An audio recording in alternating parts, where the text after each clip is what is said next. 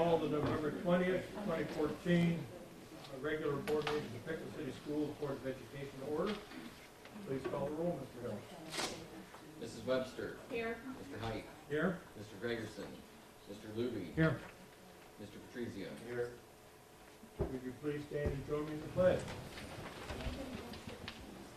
I pledge Allegiance to the flag of the United States of America and to the republic for which it stands, one nation, under God, indivisible, with liberty and justice for all.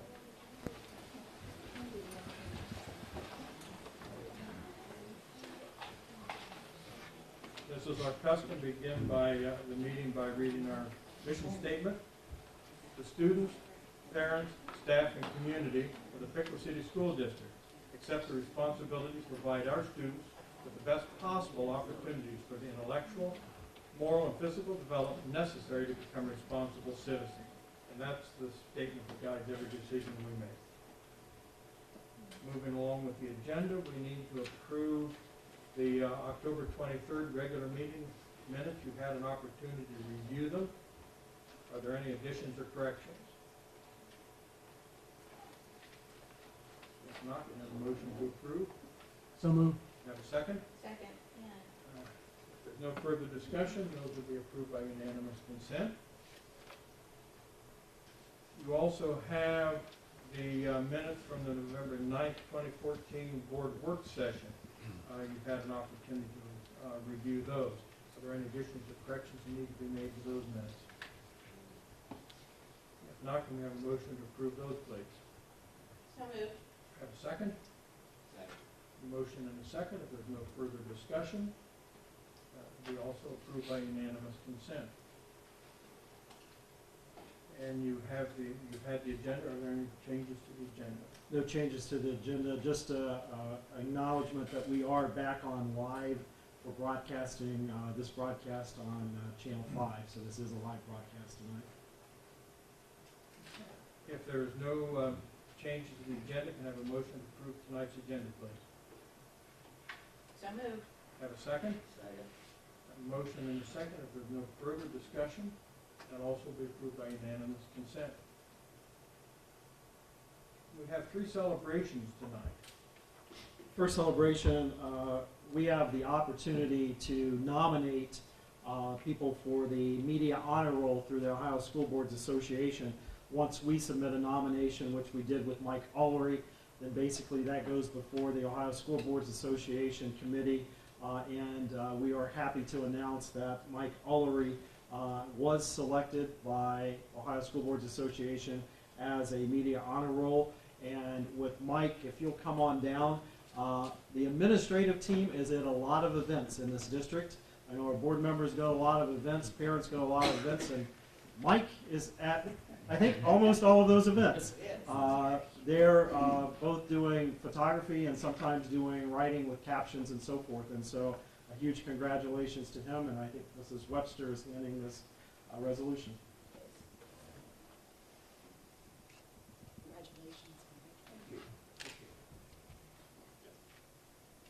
It's a ceremonial resolution honoring Mike Ullery, CR 20-14, OSBA Media Honor Roll 2014. Whereas in each community, the public schools are shaped by that community to provide the most appropriate and effective education for the school children who attend those schools. And whereas public schools are dependent upon the community's support in countless ways, including support in setting goals for the education of our children, in establishing successful volunteer and booster programs at the schools, for funding of facilities and operations, and in the election of qualified school board members. And whereas much of the community's knowledge and opinions about the public schools depend on responsible reporting by local news media representatives who decide which news to share with the community, how much attention will be focused on various issues, and what the tone of the reporting will be.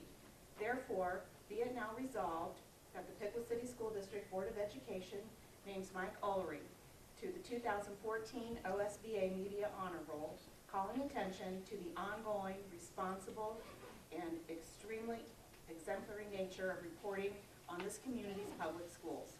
We express our appreciation for your balanced and accurate approach to to sharing with this community both the challenges facing our schools and the successes achieved by the staff and students. Your work has aided this community in focusing on the goal of providing the best public schools we can for every child who attends them.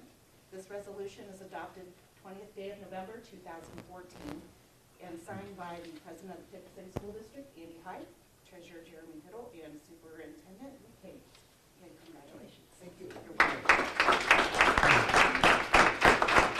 To make that official, we have a second for the nomination. Have a second?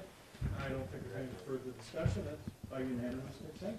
Mike, if you could cruise around and shake everyone's hand, we'd like to thank.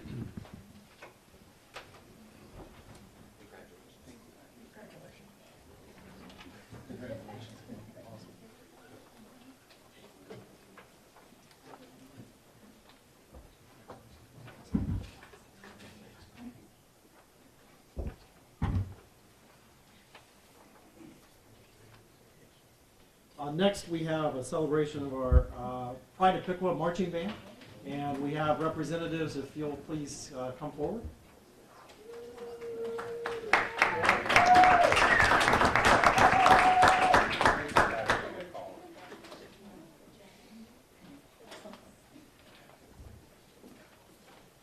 And as we have proudly shared, it's been 18 years since the Pride of Pickwa has qualified for state competition, and we were very proud watching this group, and this is just a representation of right at 100 students that are participating in the band and also in the auxiliary and also the drum line, and we appreciate all the effort, all the work.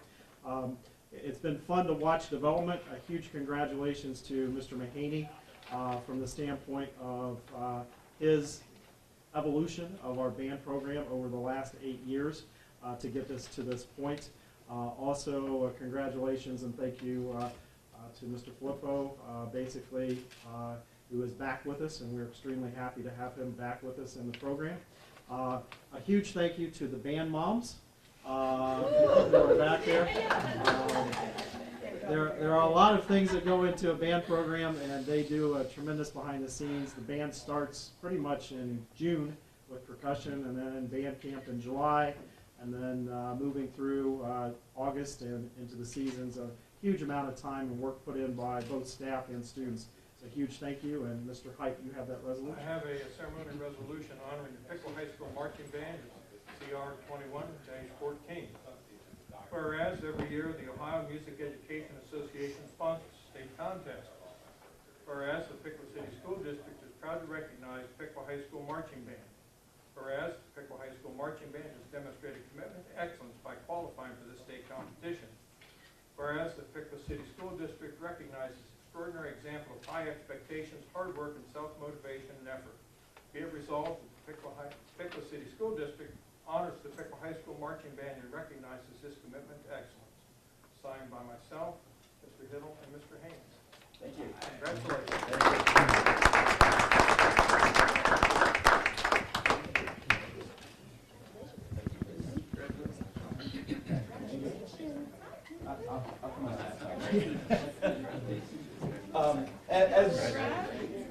As a few of my kids coming around, I just want to say thank you to everyone who's been involved in the organization. You know, everyone from, especially the students, but, we have a great staff. We have the best students around as far as I'm concerned.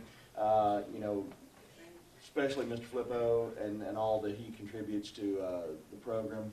Great parents, and we're fortunate enough to be in a district where there's a big value on the music program and doing well. So we're very fortunate that we have the environment and a great administration that allows us to do things we're able to do. So, we were talking to Mr. Lyons earlier about now that that's an expectation for us, that we want to be there every year. And with a great group of kids, I'm sure we can do that. So thank you all for an awesome season.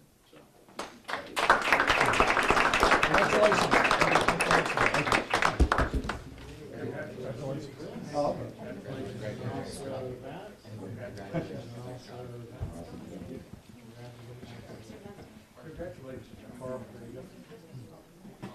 had a whole bunch of kids who would love to be here, but unfortunately tonight is show choir and combo night, so they're getting a lot of practice in, so we have a lot of kids involved in that. And spending a little time with this group, I found out they like food. Usually the band moms provide the food, and tonight, if you'll take this back, it takes a lot of food to accomplish for 100 folks, but that should take care of you for about 5 minutes. So, thank you, congratulations. Okay, again, we need to make this resolution official. We have a second, and again, unanimous consent. Next, we have our football coach, Coach Neese, if you'll please step forward. Wonderful things have always happened in the program, but this year, on a personal note for him, he hit a mark in Piqua history and Piqua football history of becoming the all-time winningest coach, and we're extremely happy to recognize him tonight. And Mr. Luby, you have a resolution. Yes, I do. We have a resolution honoring Coach Bill Neese. Whereas the Piqua City School District is proud to recognize Piqua High School head varsity football coach Bill Neese. Whereas Bill Neese has demonstrated commitment to excellence by accumulating the most wins for a varsity football coach in the history of the Piqua City School District. Whereas the Piqua City School District recognizes the extraordinary example of high expectations, hard work, self-motivation, and effort. Be it resolved that the Piqua City School District honors Bill Neese and recognizes his commitment to excellence. This resolution adopted the 20th day of November 2014, signed by Board President Andy Height, Jeremy Hiddle, Treasurer, and Richard Haynes, Superintendent. Bill, congratulations. If I could add something, Bill has won a total of 169 football games during his stay in Piqua. He surpassed George Wirtz just this year, who has 165 wins. So Bill has moved up the ladder.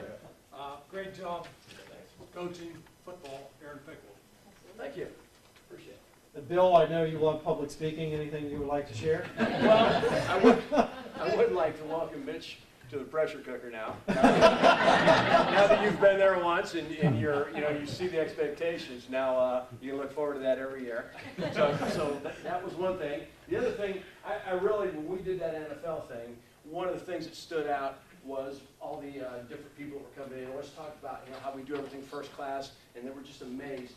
And again, this is a great example. It's a great example of, when we're over at Urbana after the game, I see almost everybody in this room right there to congratulate me. They were there, they made the trip. And the interesting thing about Urbana, I just realized this tonight, believe it or not, on the way over here, the first football game I ever coached in my life in high school football was at Urbana. And when I was at Graham, and when it was the first game of the season. So, and it never occurred to me until just then. But to be on that same field and do the same thing and have all these people take the time to share it is just great. And that's the same kind of atmosphere Mitch is talking about, and that's why coaches like to stay, people like to be here. It's a great place to work, and you get tons of support, and it's just a great thing. And I appreciate everybody doing this kind of stuff, and hopefully we can get a few more wins. Thank you. And once again, we need to make this official. Do we have a second? Second. We have a second? Oh, yeah, you introduced me, and somebody else needs a second. Second. We have another second? He's real excited. That's okay. Fourth one, and so it's approved by unanimous consent. Thank you very much. And just a huge thank you. I think Bill put it well. We are fortunate to have phenomenal students, as shown by our football players and our band. We also have great supportive parents, and I appreciate all of them being here tonight. A great staff with wonderful people who are extremely dedicated. A great community from the media to also just all the businesses and other supporters we have. We're very fortunate in Piqua to have all that support. So huge congratulations and thanks for all of you for allowing us to do these celebrations, because it's the work that you do on a daily basis that allows us to celebrate. So congratulations and thank you. You're welcome to stay for the rest of the meeting if you would like to. But if you would like to leave, that's, this would be an opportune time for you.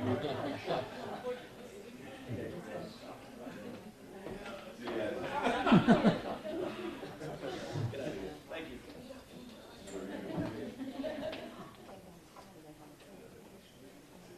Okay, moving along with the board reports tonight, legislative report, Mr. Patrizio. And I don't have the numbers in front of me right now, but there's two pieces of legislation that are pending that might affect our district eventually. One's repeal the Common Core, and that seems to be going on for months now. And the other is a fairly new legislation which would allow certain employees in the district to be contracted out by private employers, including nurses and some other positions in the county or in the district that could possibly be replacing that.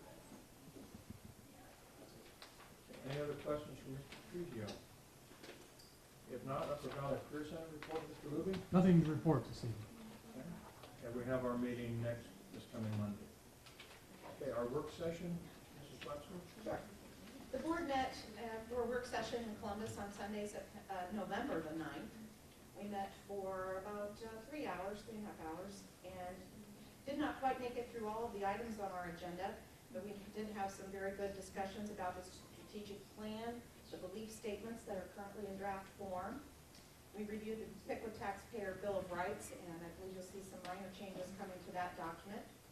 And then we also discussed the boundary determination for the Spring Creek and Washington elementary schools. This has been an ongoing discussion. It was brought up last month at the board meeting, and we asked for a more detailed map so the board members can have a look at that.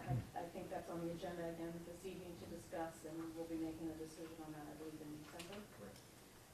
We looked at an updated enrollment chart, reminded about the sunshine laws and board voting, and then we spent quite a bit of time discussing the new state assessments, district value added, and special needs information. And I would say that was probably what we spent the most amount of time on, a very good discussion about the direction of the district, and I think provided a lot of board input then for the collaborative leadership meeting that happened this week as well. So that's all I have. Anybody else have anything you'd like to add?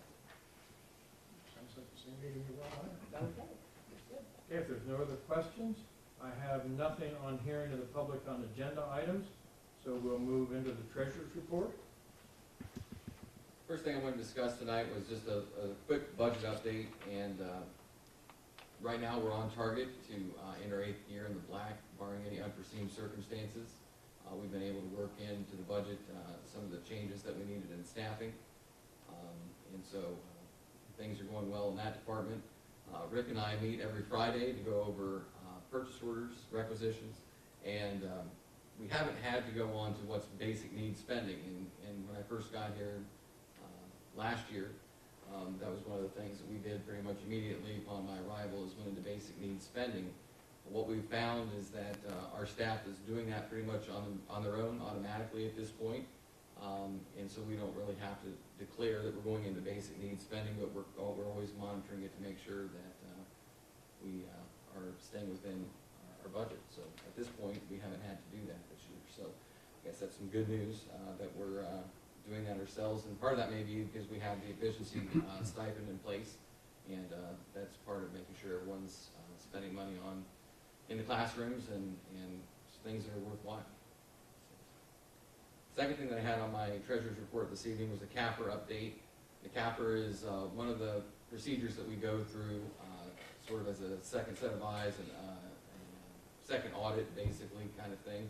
It also helps us for bond rating. So when we go out for bond rating, having a CAPR is available is a good thing. When I get to my fourth topic of going out, or fifth topic, going out for the junior high bond refinance, this will also be helpful. It makes things a lot easier when we have a CAPR prepared. So the CAPR should be done by the end of the month, and we'll get that printed off.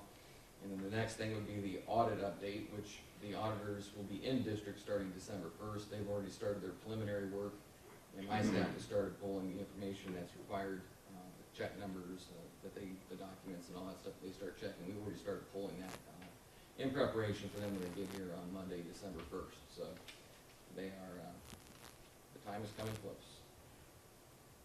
Just a reminder that the state of Ohio elected John Kasich again. The biennium is up, and so we're waiting for a new state budget, and that'll determine if we keep the current funding formula in place. The likelihood is that there's not going to be many changes to the funding formula, but any changes could obviously impact the district.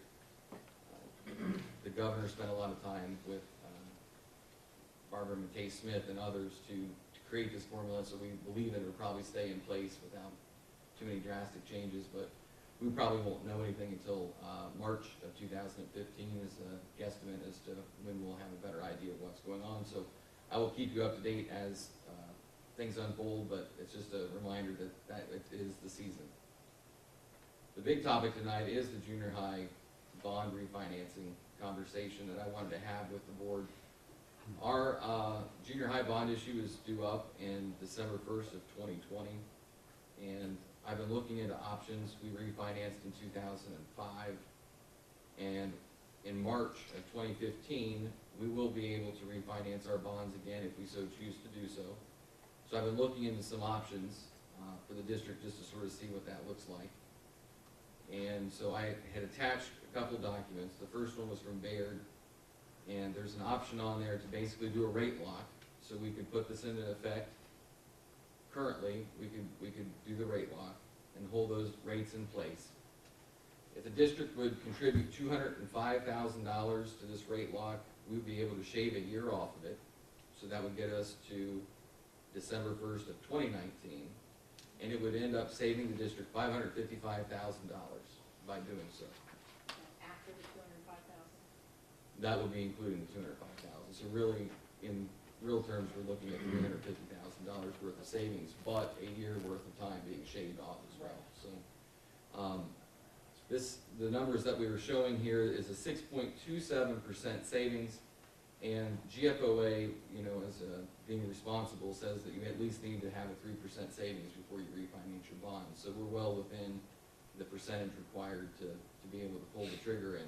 And I made it very clear to the people that I've been talking with that any savings over 6% or above is what we needed to hit before I would even consider doing it early. And in this scenario, the district's poised to save the taxpayers a significant amount of money.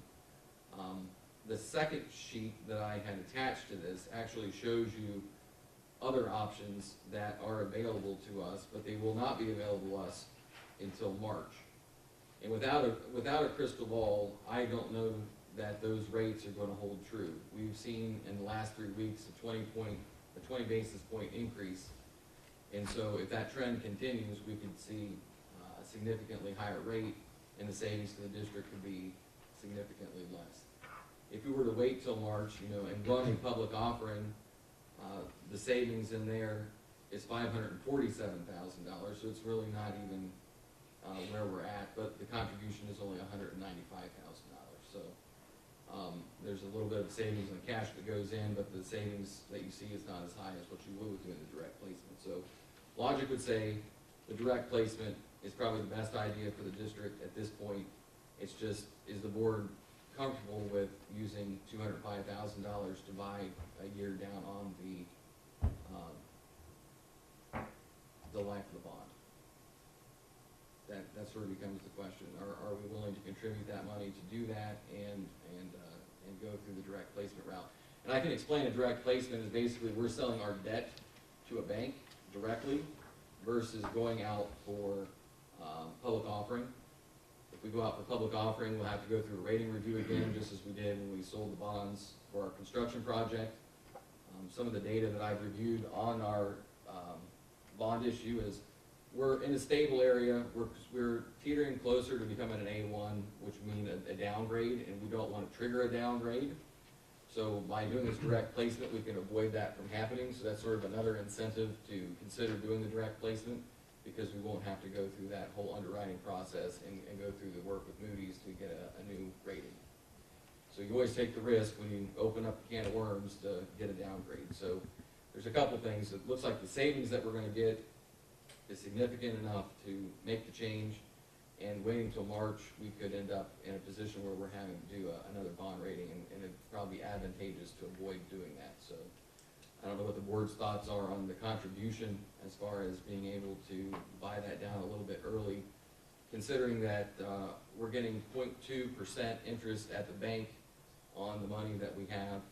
It may be advantageous for us to shorten the term on our bond issue and take that burden off our taxpayers earlier. Jeremy, are you saying that if we're gonna act, now would be a good time to act? Watching the trend that we have, and without the crystal ball, but watching the trend that we have, we are seeing an uptick in rates. If we would have been able to do this September timeframe, we would have saved even more money. If we'd been able to do it in October, so we've been following that. And rates could go down in March, and we could be going back the other way and saying, man, we should have waited till March. It's what has been described to me by local people in the banking industry and people out in the state and the country is that it's a coin toss as to what's going to happen. The news that I get is that rates are going to remain stable or have a slight increase in them. So that's sort of what we're seeing. They're stable to a little bit of an increase. So it's just a risk that we take. We could wait till March to take action. We could take no action. It just sort of depends. I did toss the idea around about trying to potentially pay off our bonds early, just doing prepay, leave the rates where they're at, but doing a prepay option, and that doesn't work out because you have to reissue your bonds every time that you do that. So you have to recall them, and then you have to reissue, and then you're spending more money recalling, reissuing debt. So those kind of options really aren't going to work in this scenario for what we're trying to accomplish. And overall, we're looking at it. We owe like 4.935, so $4 million, almost $5 million. It's a very small issue overall. So the fact that we're able to save after putting cash in over $300,000, I think is just good news that we're saving the taxpayers $300,000. So. What would the rate have to increase from the rate we locked into to March to equal $200,000? I asked that question, and as 10 basis points added on, he said that that's somewhere around $75,000. So as we keep moving that up, so I didn't do the math to figure out exactly where it's. We've already seen 20. I know. I mean, I wish hindsight's 20/20. If this actually was just brought to me right before the beginning of November, right before we went to Columbus. So if I would have been contacted and had the there's a lot to learn about this direct placement. It's a different way of doing it. And you got to find the right bank that wants to buy your debt. And we've located several banks that are interested, but there's one bank that's beating out the rest at this point in time. Will they buy it in March or not? Not for that rate. They'll buy it now, and then they do forward funding on it. It's a long process. So in March, you want to refinance? Well, we'll actually start the process early. We would start in January of creating the statements and going through the Moody's rating and going through the whole process of prepping, just like we did the construction project. And as we would approach the end of February, then we would be getting all the work done, and then in March we pull the trigger at the beginning of March to be able to sell the debt. So it's the same process that we did when we sold the bonds for the construction project. And how much is that going to cost? To do that process, either one of these processes are going to cost us between $50,000 and $60,000 to do. And that number is included, obviously, in the overall savings figure. That payment for doing this has been taken out of it already.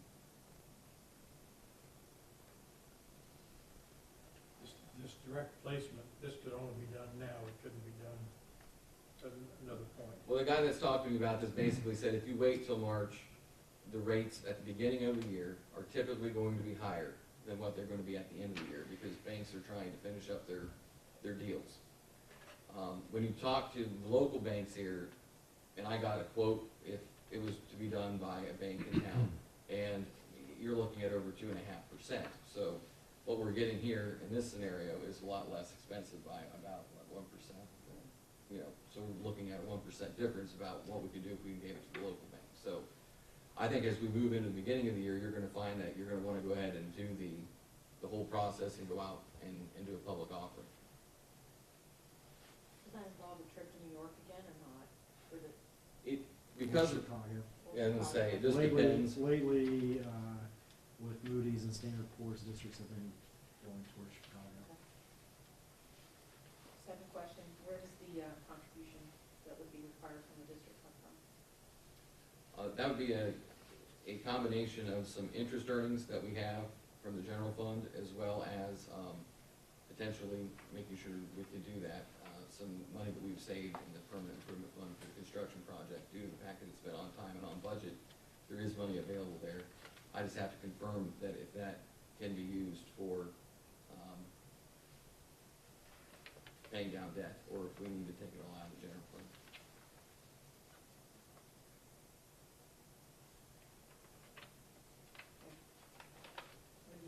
When do we need to have action on this?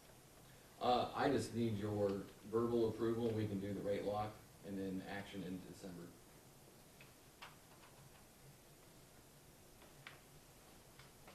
Explain to me again where the money's coming from. I understand that interest earnings is the other part of the construction. If we're not allowed to use PI, it would come out of the general fund. If we are able to use PI, we could take it out of that account. Again, Jeremy, if we were able to renegotiate the loan, what would save the taxpayers, 500? The number that's here is 555,091. But that's putting in a $205,000 investment, so you're looking at $350,000 worth of savings to the taxpayers, which would reduce the time that we're paying on the building by 1 year. So is a $205,000 worth shortening the lifespan of the issue by 1 year.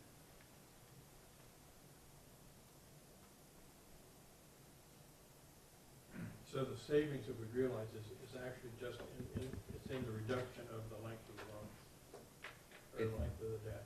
Correct. Yeah. Less interest that you paid that last year, basically, Right. You're going to get it paid off. You're going to get it paid off a year sooner. which also allows the taxpayer not to pay it that last year as well. Correct.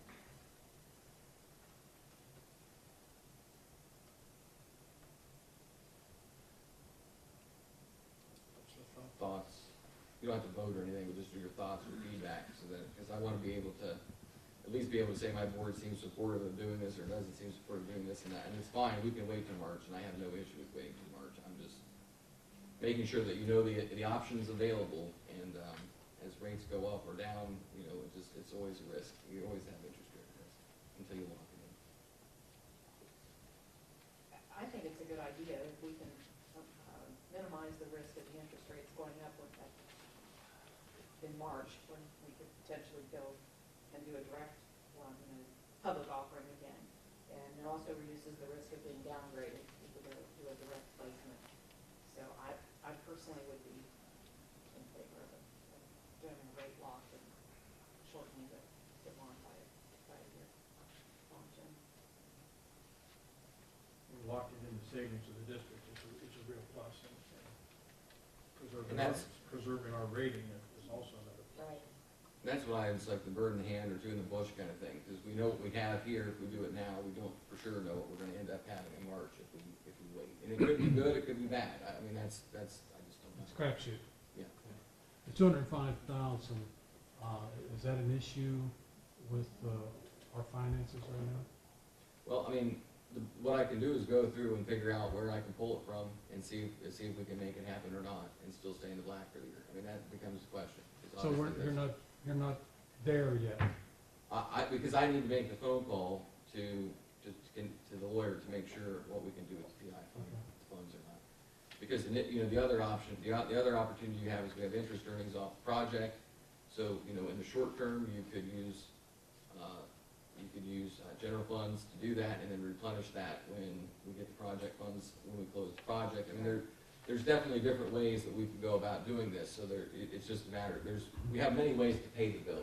We're we're financially sound. There's many opportunities for us to be able to do, come up with 205,000. It's just That was my. the exact location where it comes from. We're still working on how we can make that happen. And you definitely have that in place for us in these. Correct. projects, right? Absolutely.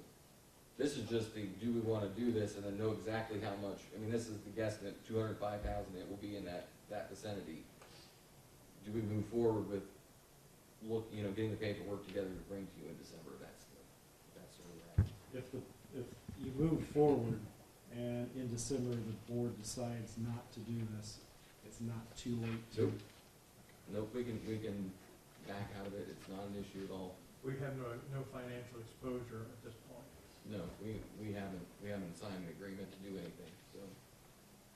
That's, in December, I'll be asking you to sign the agreement with the person that I'm working with and proceeding forward with the whole process. So in December, if I come to you and say, hey, we gotta take $205,000 and we're gonna go on the red, and this is a horrible idea, then we can back out. We haven't signed any agreement, so. I would support you moving forward with that procedure. All right. Moving on to the board, reports. Are there any questions about those? Notice that your city taxing came up close to last year's level, Correct. We're a couple $1,000. right where we need to be at this point, so don't have any complaints about that so far. We're exactly where we need to be. The biggest concern that I have going forward is because of our enrollment numbers, just making sure, keeping an eye on, because we're still at the cap, so the state says we need more money than we're currently getting from the state. Just keeping an eye on that to make sure as our enrollment numbers change that we are not seeing a reduction in state funding. But right now, we're doing all right. But there's been a lot of changes in attendance and counting kids when they're in the district and how many classes they're actually here taking and all that. So it's just, we're all waiting on pins and needles to see exactly what happens when the first foundation payment comes with this new way of counting our students. The other thing that I have on here is the fund-to-fund transfer. The transfer that I'm requesting, is in reference to what we do with the HVAC payment.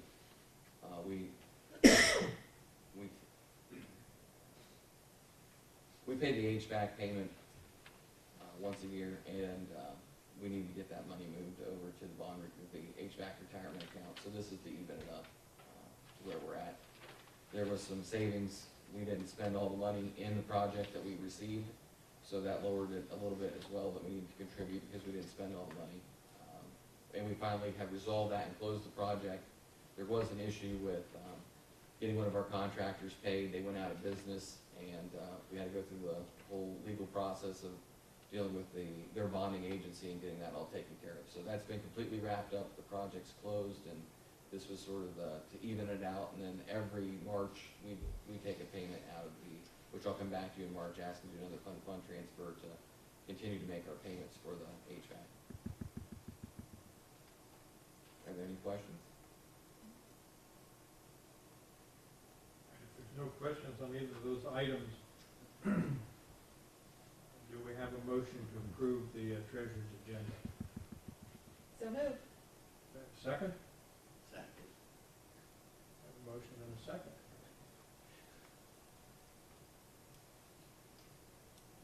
Please call the roll. Mr. Patrizio, Aye. Mr. Luby, Aye. Mrs. Webster, Aye. Mr. Height. Aye. Motion carried. Superintendent's report? Item number one, with collaborative leadership team and also Ohio improvement process. Basically, this year I was notified with a letter through the Ohio Department of Education on September 30th that our district is a medium support status from the U.S. Department of Education Differentiated Accountability Initiative. This is a status that we were in 2007-2008 school year. And at that point, and I just shared my book with Mr. Larson. Mr. Larson, we were in that program then. Basically, at that point, we were at the county ESC. We had about 30 people on one side of a room, and Troy had 30 people on the other side of the room because they were in the same improvement status. So we moved the last few years into what's known as low support. But for reasons of our subcategories, especially with disabilities and also socioeconomic, we have been moved back into medium support, and we join various others. Dave and I were talking this year. Who else did you mention? That's Tri Villages is currently in medium There are So, several in the area that are the same status that we're in right now. and basically what happens is the state does look at making sure that we have improvement processes in place. We have our collaborative leadership district team in place, which basically works hand in hand if you are put into a Ohio improvement process. Many districts, once they go into a Ohio improvement process, continue that just to keep it going. Our version of it is collaborative leadership team. The team met with 3 of the state officials on Tuesday night of this week, and basically wanted to give, Frank was there, Andy, Bob, you were there, any opportunities for you to talk about the process is getting started. But the key is looking at our subgroups that we're not having the student achievement levels that we need to. Also, curriculum and principals were at that meeting. About 60 of us were there that evening. So any comments anyone has on Ohio improvement process? It's a great opportunity to share a lot of dialogue about what each building is doing and they feel like they need to do, want to do, and will do. And seem to be a lot of energy and a lot of interest in making improvements. The groups that I sat with, I thought they were taking good, honest looks at things, and some of the things they were saying, hey, we do this pretty well, and there were some other things that, yeah, we need to work on, but I think it is a good opportunity, and a lot of good discussion, I think, came out of that. And the process is not set up to be a punitive process by any means. The support that you get from the state, and it's the folks that we worked with pointed out the fact that they are basically subcontractors from the state, the Region 10 folks. They're there for that, giving support to the district and giving you assistance on how to more effectively look at data and use data to make instructional decisions for kids, learning decisions for kids. So I'm looking forward to getting the opportunity to work with those people. They've been in already and met with several of our building collaborative leadership teams. They're going to start working with the teacher-based teams. And what you'll hear a lot of in the Ohio improvement process is implementation of the 5-step process. And we don't need to go into the detail of what that is, but I think our folks are learning a lot about that and how to really implement that with fidelity to make a difference in the type of instruction that goes on in the classroom, and then how we use data to make better decisions in the future. So it's something I think is going to be another tool that we have to take steps towards improving our student achievement and growth.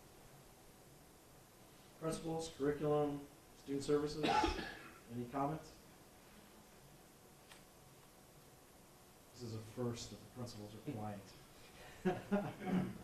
All right, I appreciate the team that came together the other evening, and also they'll continue the process at the building level. What we shared the other evening, the work has to be completed at the building level. They talked about teacher teams, they talked about building teams, and then they talked about the district team that we have already in place.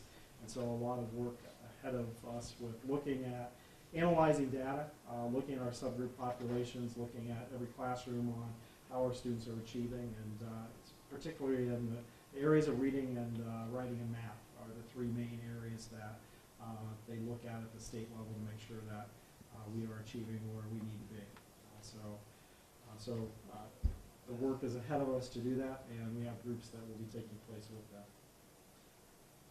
The next student achievement update, a few things. First of all, the straight A grant that we've shared that we are in consortium with receiving that grant with Milton Union, also Franklin Monroe.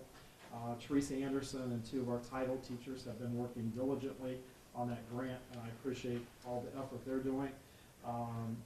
I was able to meet the treasurers and superintendents got together with technology directors a couple of days ago, and we met and we got to see one of the beginning clips dealing with table of contents when students are looking into reading books.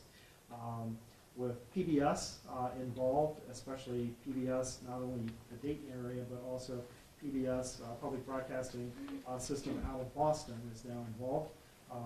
And the product that we saw, and it's just a mock-up at this point, is phenomenal. something that we could never do here. Even PBS Dayton has yielded to their national outfit in Boston is helping to complete that. We're excited about that. We are looking at potentially piloting in anywhere from 4 to 8 of our classes, targeting kindergarten classes and possibly first grade classes yet this year, probably around the semester change in January, February timeframe. And keep in mind that initiative for Piqua City Schools is pulling in over $1 million.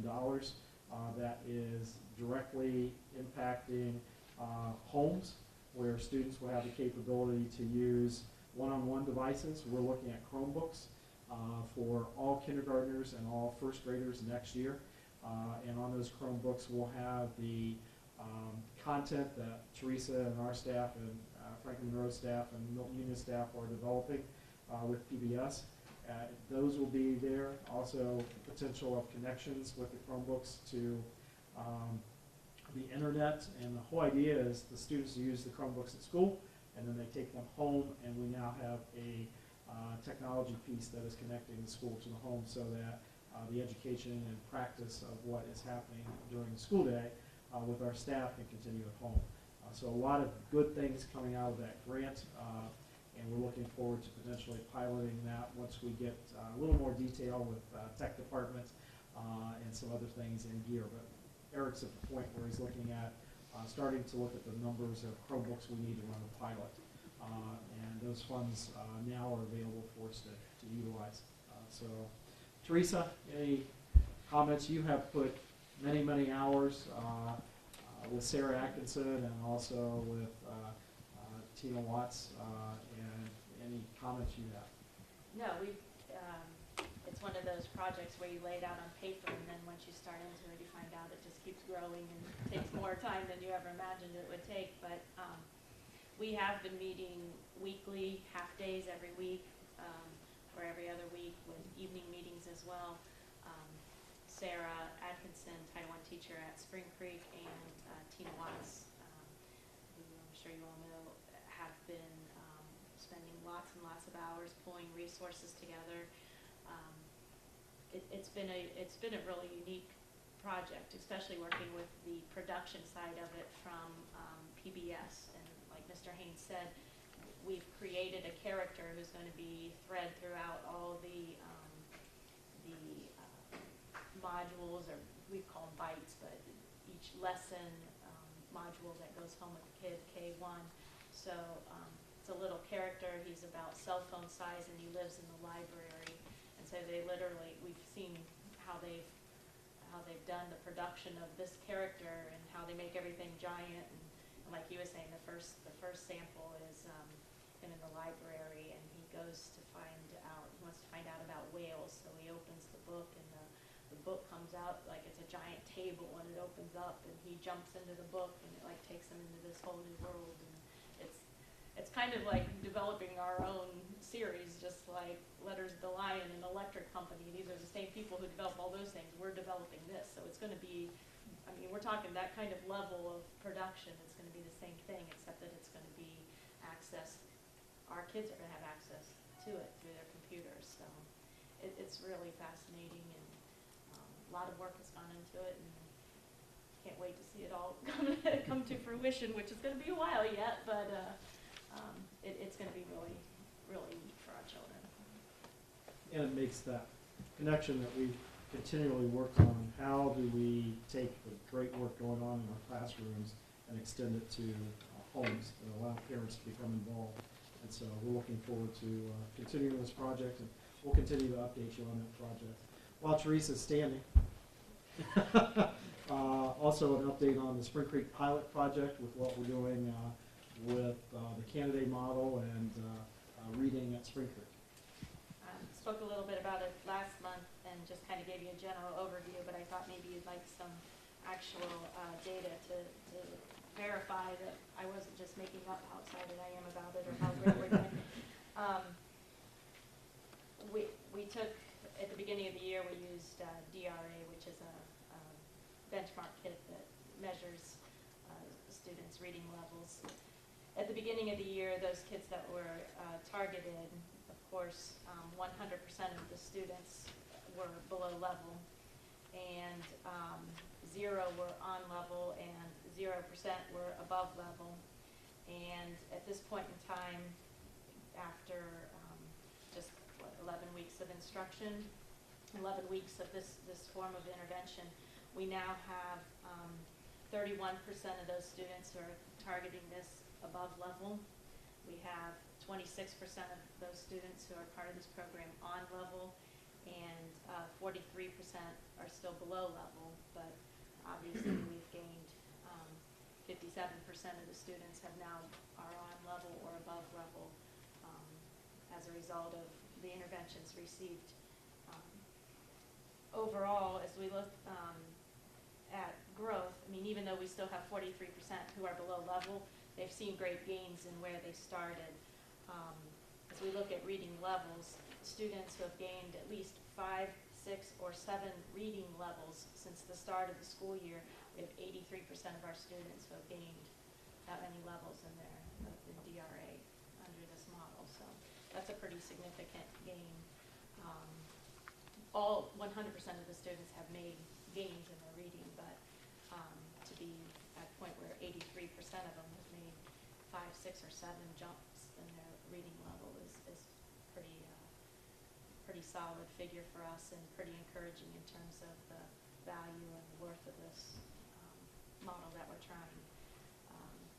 So again, under it, every child that we're talking about is receiving 60 minutes of intensive reading intervention daily, and that's what we attribute the difference to. It's because of the model that we're using, we're able to get 60 minutes a day with those students instead of 20 to 30 on a rotating basis. And keeping in mind, the pilot was started first grade at Spring Creek. With this type of result coming in, last month we talked about additional staff, and what we are looking at now that we have these results, and it's not as subjective. Basically, we are looking at expanding the Spring Creek pilot to 2nd and 3rd grade also. So Mr. Larson has already interviewed aides and is ready to add 2 additional aides, and then also we're in the process of interviewing teachers and looking at adding a teacher. So our hope is in December to have Teresa once again report what is happening with the expansion from 1st grade to 2nd grade, 3rd grade, and probably more details like she gave tonight at the January board meeting. At the same time, we're looking at potential aides in the other 2 primary schools, and that's work that Mr. Larson is working on with the primary principals, and so you see how we evolved from what we reported last month to where we're having good documented success with results at Spring Creek, and looking at expansion of that pilot program. One of the, you're exactly right. We are, Mrs. Anderson and I talked earlier today about the process of lining up some final interviews for our paraprofessionals, instructional aides for next week, as well as a Title I reading teacher. In addition to what we're doing with the 8 positions, we're the curriculum student service team and myself are going to be meeting with our federal grant program manager tomorrow to look at how we're using our Title I monies and whether or not there are other ways to use those monies and program that so that we can use staffing to fit this model. So maybe there is a way for us to use money that is already there in a I don't want to say a smarter way, but a different way, so that we can fund this model through our federal programs as well.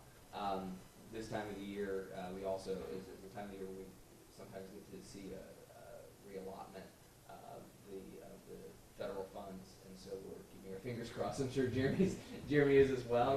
That sometimes, and a lot of times, that's beneficial to Pickle City schools.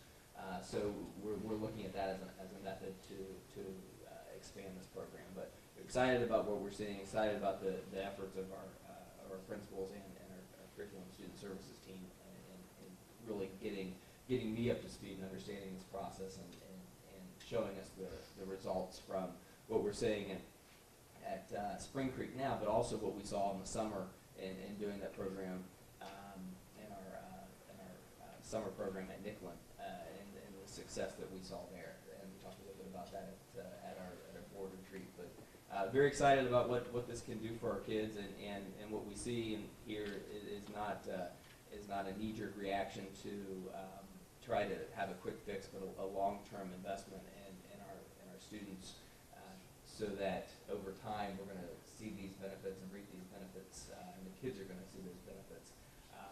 We've talked a lot about the issue of carrying debt and talking about the debt that you have as a result of deficiencies that occur in the primary and preschool age, and the way that we talked about refinancing things today, and the way that you make a difference is that you eliminate the debt as early as possible, and that the district benefits that, obviously, but most importantly, our kids benefit from that. So we're excited about where this is going, and look forward to reporting on progress.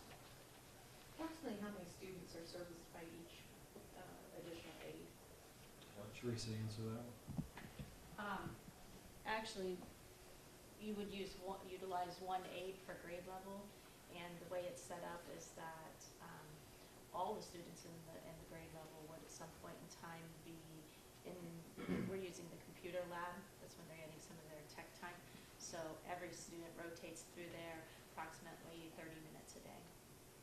So the aide would have every student at some point in time during the day for a minimum of 30 minutes. During that time currently, we are doing several different things. We are teaching keyboarding skills, beginning keyboarding skills, because we know students need them already starting in first, second, and third grade, so we can start getting them ready for the park assessments. And then we have several computerized programs that track and help with reading. Reading A to Z is a computerized program where students get on. Everything is leveled based on their ability. Teachers can go in and set up assignments. It assigns them a story, gives them follow-up questions. The questions, there are different types of questions for every reading assignment.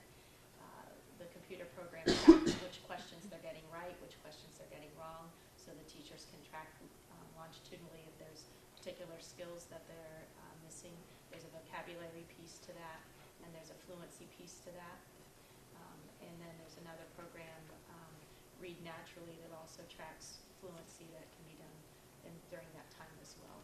So the aide isn't actually directly instructing the students per se, but is monitoring that computer-based instruction. So if the student is identified as not on level, they are being pulled out, or? They still have an opportunity. Imagine my class is I have two groups of students in my class. Half of them are, it doesn't matter whether they're very, very low or exceptionally high, because we have them ranked. So if I have kids at the very highest level and at a medium level, at some point in time, the highest level kids are going to go out to the lab to be doing that reading instruction. The reading specialist and the classroom teacher are going to stay in with the other half of the class, and that's where they're getting their intensive half hour of instruction. Then at some point in time, then that switches, and the higher kids are in the classroom getting small group instruction, while the other group is out in the lab still doing the same type of activity, but it's all leveled. Does that make sense? Yes, it does. I thought you were just dealing with a small group of kids, but you're saying one aide per grade level per building at this point?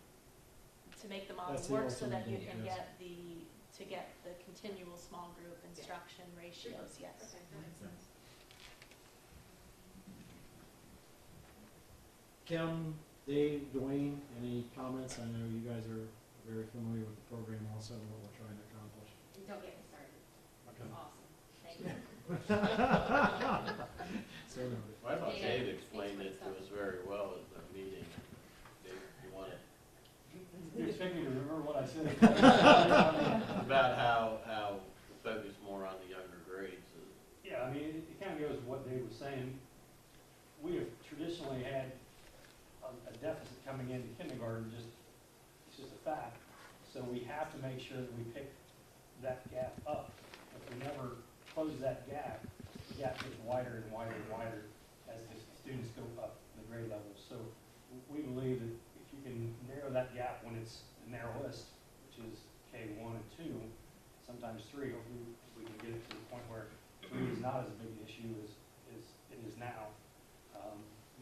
This program, or this type of scheduling, I think does that. And that really, I think, will pay a lot of dividends all the way through the district, because we won't deal with those deficits of large gaps at the intermediate, at the junior high, and ultimately the high school if we never are able to address them. So the numbers sound, they speak for themselves in my opinion, and that's pretty awesome. What she didn't report is that even the higher performing level kids are getting the more one-on-one instruction. That helps AYP. Yes. Too. So, Absolutely. It benefits all students. It's not just right, okay. students at the lower end. And at some point, we'll be able to have, like we've had the title teachers push in for the groups and stay with those groups. We could also have gifted instructors be pushing in with our higher performing students as well. Once we get the model full up and running and the schedule actually working, there'll be a lot of other opportunities for other teaching staff in the district to push in and meet needs of the students as they're grouped. So there's lots of potential here for a lot of other things to happen. Timeline-wise, keep in mind, last spring is when we had Dr. Kennedy, who is the founder of this scheduling model and also goes around the world, basically. He came in for a week and worked with our principals on looking at this type of scheduling, because at that point, we were looking at what are we going to do differently at our primary schools when we open up our new buildings? What are we going to do at our intermediate school when we open it up? And so we're on track. The goal then, after we met with him for a week, and then he actually came back for 3 more days, or another whole another week, and spent more individual time with the principals on looking at how can we run a pilot and make sure this works with PICWA, and then gear up for when we open the buildings in 2015-16. And so we're looking good on track and starting to hear the results that we want to hear before we gear up for everything. And so it may seem, we have to take patience in looking at making sure that it's working, making sure that our principals are establishing the patterns that we want to see within the teaching strategies, because what that instructional aid does is also important. What the teachers do in small group is important. And the great thing with 2 teachers in that room, and Teresa, if any of you want to tour, she's great about touring through the first grade and showing you have a Title I teacher with 1 small group, and in the same room the regular education teacher with another small group, and they can model for one another best practices, and it helps to heighten and raise the effectiveness of teaching. And so that's a good thing also, because previously, often the Title I teachers pulled the kids out, did some great things, but it was in a small group in a different room. And our teachers did a good job of trying to share, but now they're in the same room and being able to work with one another also. So great potential. We're still developing it. And you're going to hear every month about as we continue to evolve the candidate model, so that when we move into 15-16 school year next fall, our hope is to have that up and running in all 3, both primary buildings and also a form of it in the intermediate building. Other questions? Project update, Mr. South, if you would like to enlighten us. I sure will. Good evening. We continue to track on budget and on schedule as we have all the way through the project. We continue to have our daily, weekly, and monthly meetings as we have all the way through the project. We had our core team meeting today, which, as a reminder, is our monthly meeting with our OSFC representative and construction manager, architect, and then a number of us attend that to check schedule and budget and make sure everything's happening the way it's supposed to.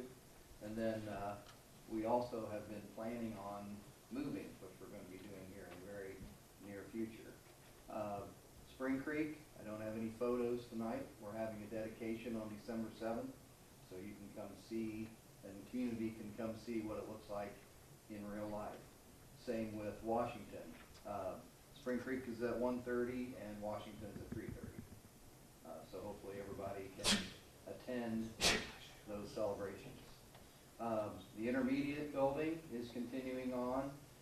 Here's a gymnasium. We're painting the inside of the gym, have acoustical wall treatment partially in place, and we have some of the finished paint going on.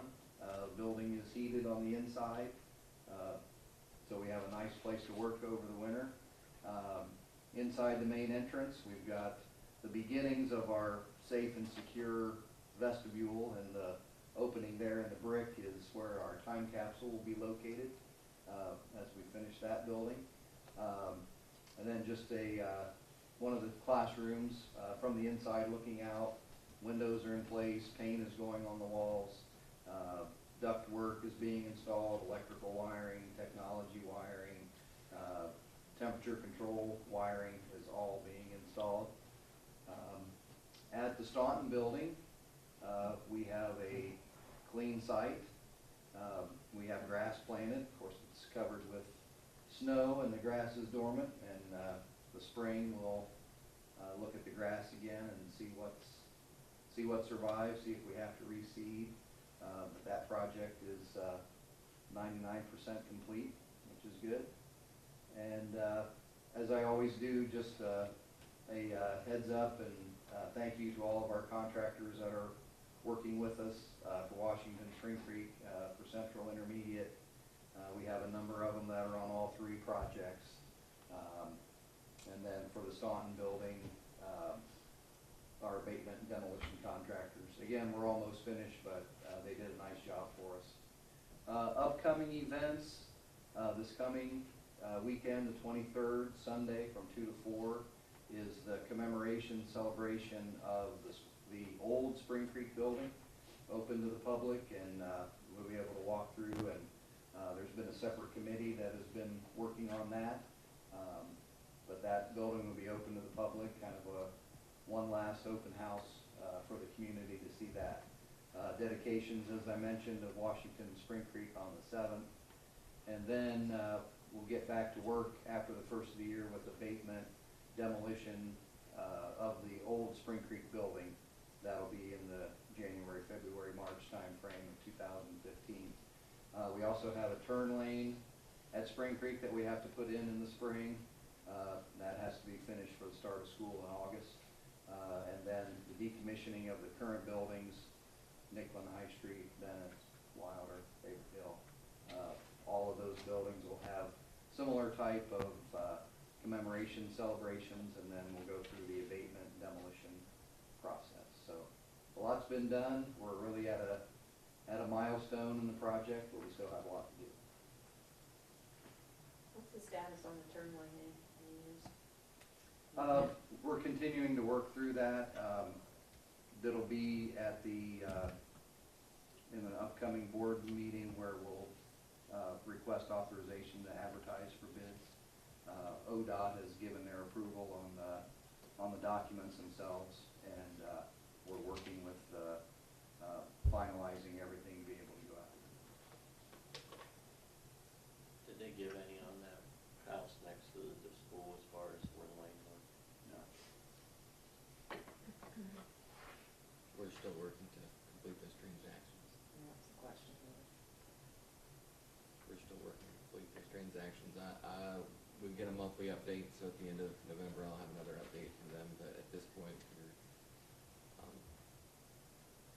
later in the agenda, we're taking actions to prepare ourselves for the future. Any other questions for Kirk? Great project, and just a reminder, our goal January 5th, we will have students in Spring Creek and Washington in classrooms and learning as normal, except in new buildings, which is exciting. Just a reminder to our public, Favorite Hill students are staying at Favorite Hill for this entire year, and Nicklin students are staying at Nicklin for this entire year. The complete K through 6 reorganization will happen for the 2015-2016 school year. So just a reminder there. A couple other district events. On December the 6th is the Downtown Pickle Holiday Parade. Starts at 2 p.m. And we have not only the Pickle High School Pride of Pickle Marching Band in there, but also many other participants from all the different buildings around the district. So we look forward to that. Also on December the 13th, we will be hosting our annual Senior Citizens Holiday Extravaganza. Starts at 10 a.m. at the Pickle High School Commons, and I appreciate Mr. Lyons and the students at Pickle High School for sponsoring. That is a free breakfast with good food.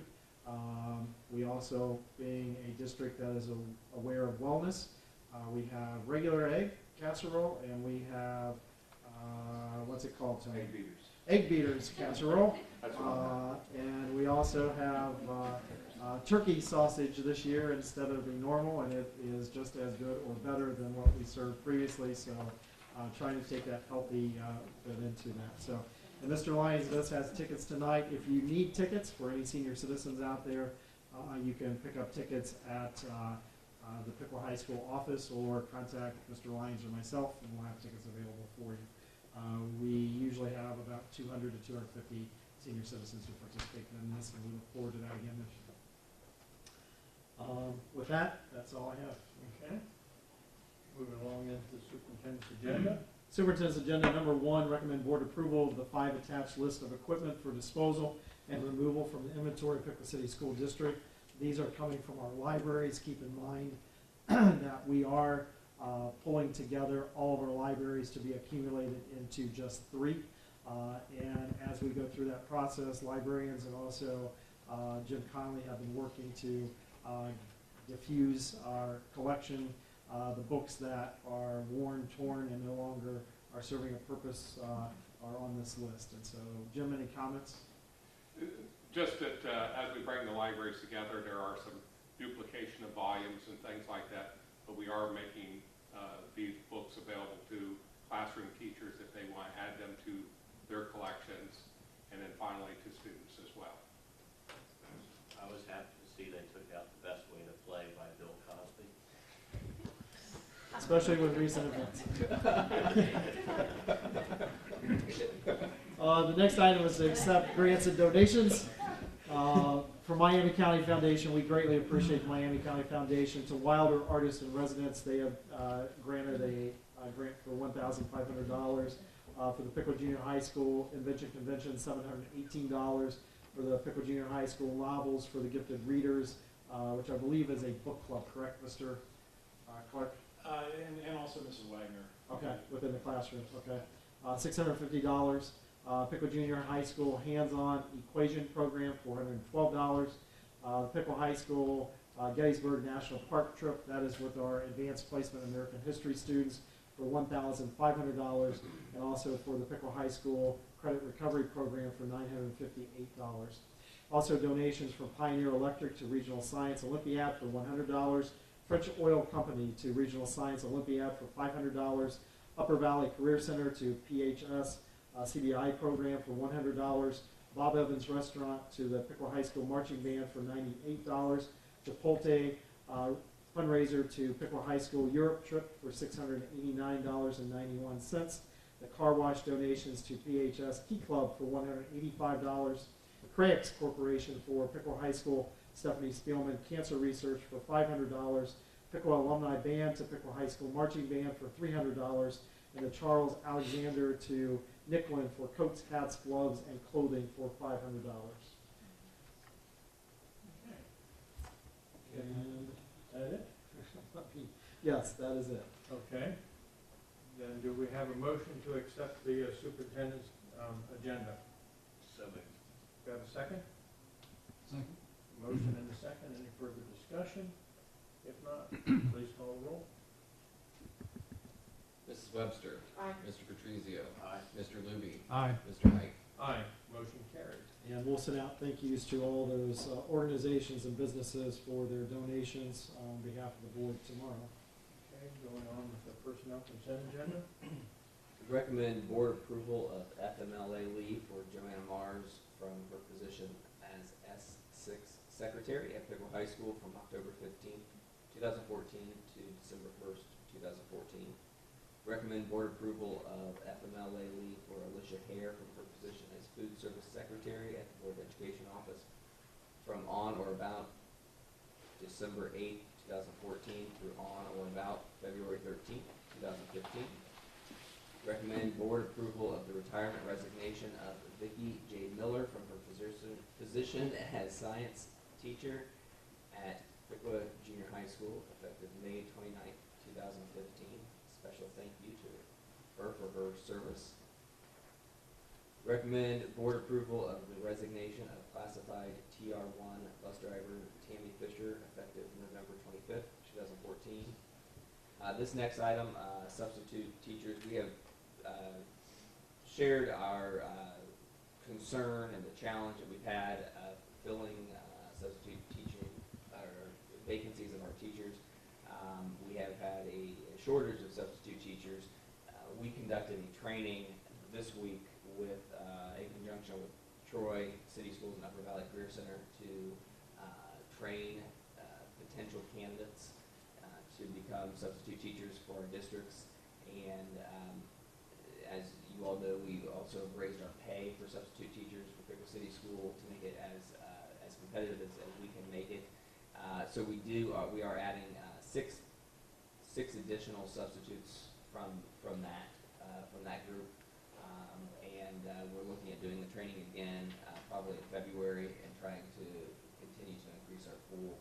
That way that we're not just bringing people off the streets, but we're bringing in people and they understand the expectations of what we want them to be doing to work with our kids. So. And the candidates have to have a 4-year degree. Yeah, to get a substitute license, you have to have a bachelor's degree, a 4-year degree, and so hopefully that continues to be successful and we continue to increase our pool of candidates. Recommend board approval of the attached list of substitute teachers for the 2014-2015 school year. Recommend board approval of Keith Stoller as a classified substitute bus driver for the 2014-2015 school year. Recommend board approval of the attached list of volunteers for the 2014-2015 school year, and thank you to those folks who are volunteers for Pickle City Schools. That is it for the personnel agenda. Okay, do we have a motion to accept the personnel agenda?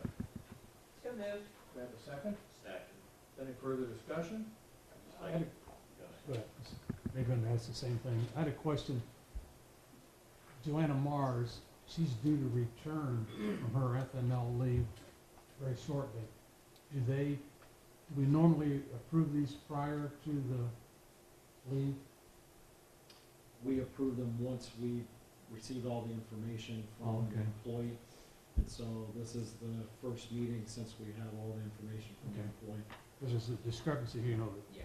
Yes. Timing one is doesn't ready to match start up. and the Yeah. other one's coming Yeah. back. Typically it is early, it's before Okay. that though. I just wanted to thank Vicki Miller for her service. She's been very active with Science Olympiad over the years, and been a very good science teacher for us. And I'll second that, Frank. She taught at Bennett for many years and took our Science Olympiad team to the national tournament six or seven times, I think, and she was outstanding. So you don't replace somebody like that. She's really, really an excellent science teacher. Okay, we have a motion and a second. Any further discussion? If not, please call the roll.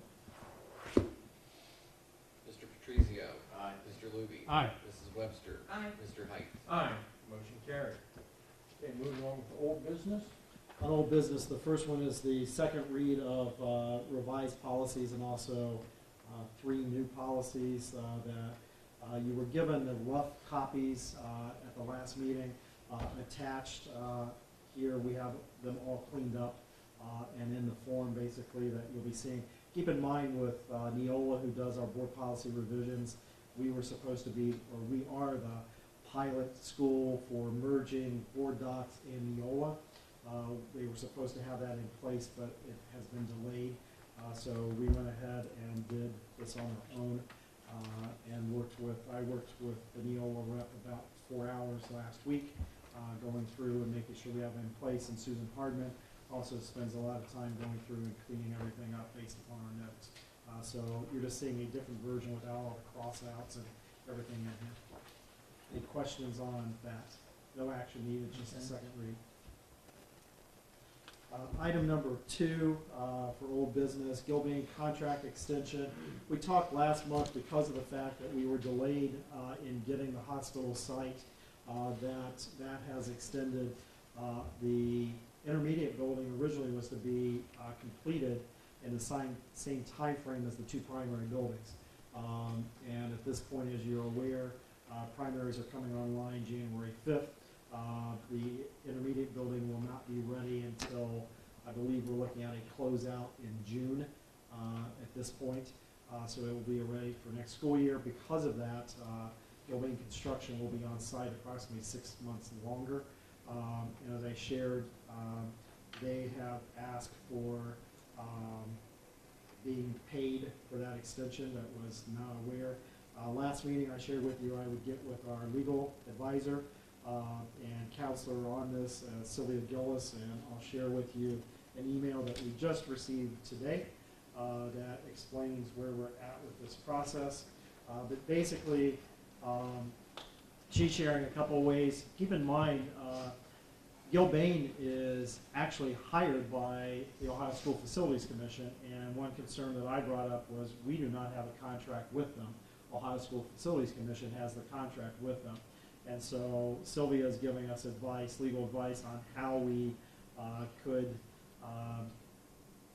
basically come up with an agreement with them, and also how this could be paid, and she even suggests how we could pay them. So I just want to give you an update. I'm not looking for any action at this point, just an update on where we're at with this one. And in future meetings, as we work with Sylvia, she'll come up with the process that we need to go through once we continue working with bond counsel, and also with working with legal on how to handle this one. But a little bit unique situation. If you remember, just a reminder that the architect was hired by us. The construction management team was hired by the state, and so that's what's caused a little bit of confusion. So, questions on this?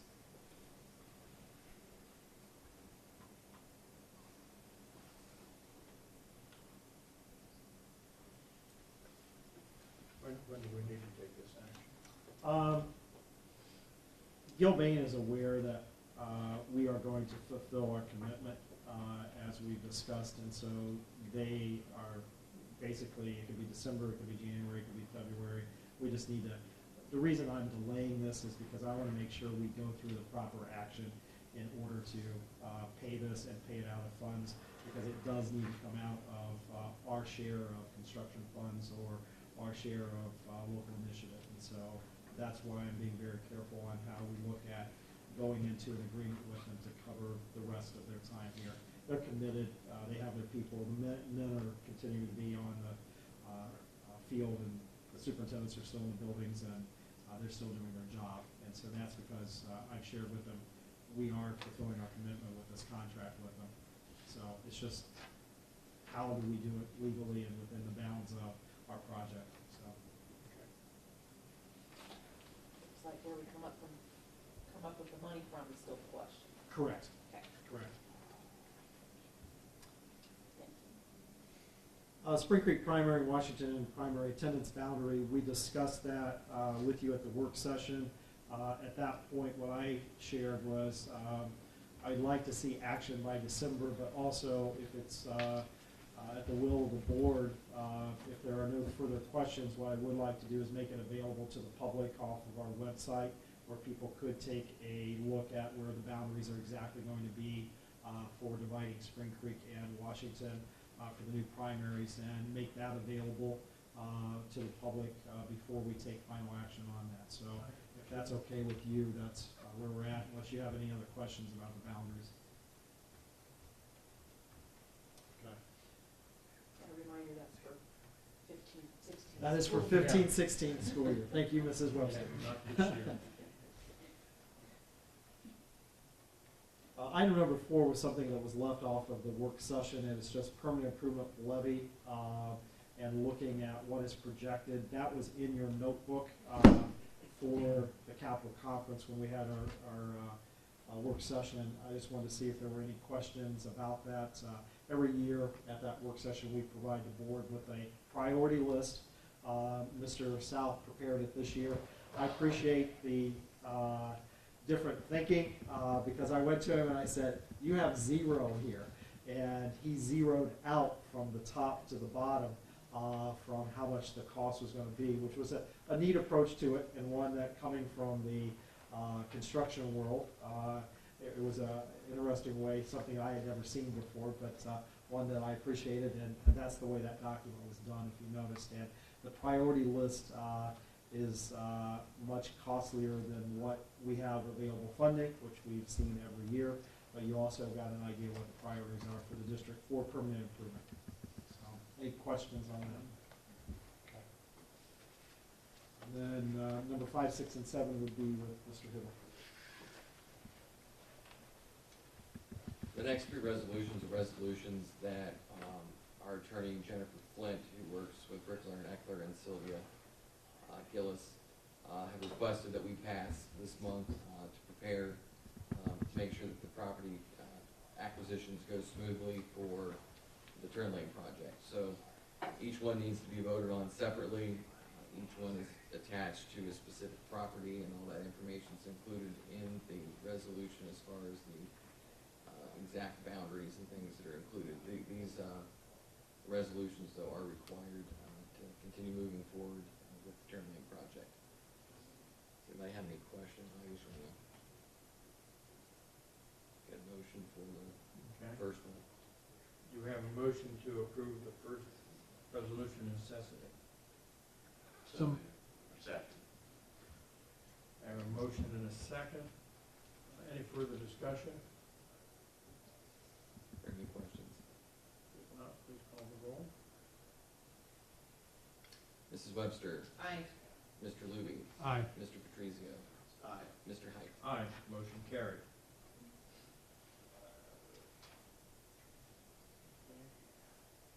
But they're all 3 dealing with the same issues, so we have a motion for the second resolution necessity. So moved. Second. A motion and a second. Any further discussion? If not, please call the roll. Mr. Patrizio. Aye. Mrs. Webster. Aye. Mr. Luby. Aye. Mr. Height. Aye, motion carried. And the third resolution necessity, we have a motion to approve. So moved. Have a motion, have a second? Second, Motion and a second. Any further discussion? Okay, if not, please call the roll. Mrs. Webster. Aye. Mr. Luby. aye. Mr. Patrizio. Aye. Mr. Height. Aye, motion carried. Okay, going on to new business. Do you have anything else on good? Okay, going on to new business, we got one item, something we'd like to do this year to maybe streamline our organizational meeting is to appoint an organizational committee that would look at the officers for the coming year on the board, and also meeting dates and the board committees that we have. We thought that maybe this might move that organization along a little bit.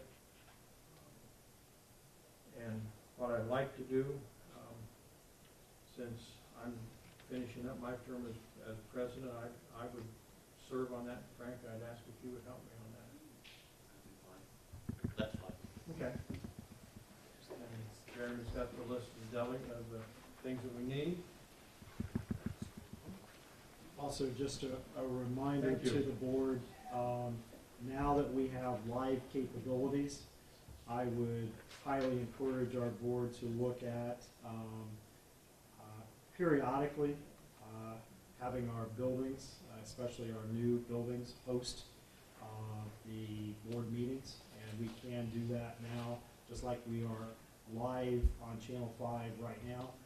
We can host live from the buildings, and I'd love to be able to do some celebrations, but also possibly some board tours, maybe a half an hour before board meetings with anyone who wants to join us, with principals highlighting some of the things going on in the buildings, and then having the meetings at that point at those particular buildings and doing some rotation. So that's something that I would suggest to the nominating committee. Okay. One thing on here I see we don't need to worry about, on the Upper Valley Career Center, if you remember that, appointment process changed last year. We were appointed for a 3-year term, so we don't have to, yes, we don't have to do that one. Good pick.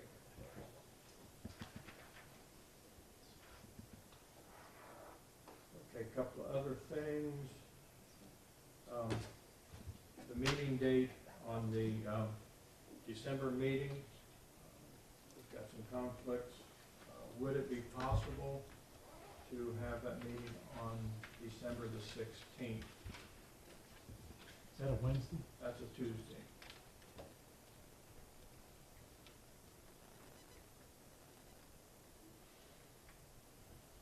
I could make it, Wednesday might be better for me, but I think I could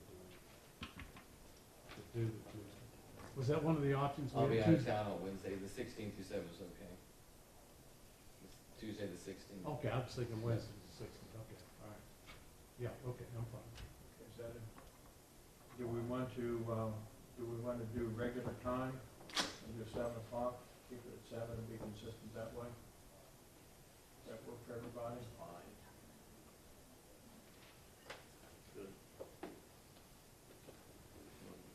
Okay, you want to hear, or do you, do we want to do that here, or do we want to, Mr. Haynes said that the new Spring Creek building is available, do we want to start? Let's do it spring. Teresa, you okay with that? Oh, why not? I'm assuming, I don't know what it's gonna look like at that point in time, but hey. Oh, no. Okay. No, we don't. Now, Spring Creek will be That's ready to an- roll. That's an honest answer. Let's do it in Nothing Spring we can do, but I'll see what I can do. You'll need them. Yes.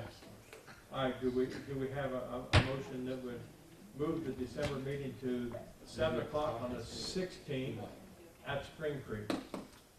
So moved. Have a motion? Do we have a second? Second. Okay, we have a motion and a second. Any further discussion? If not, please call the roll.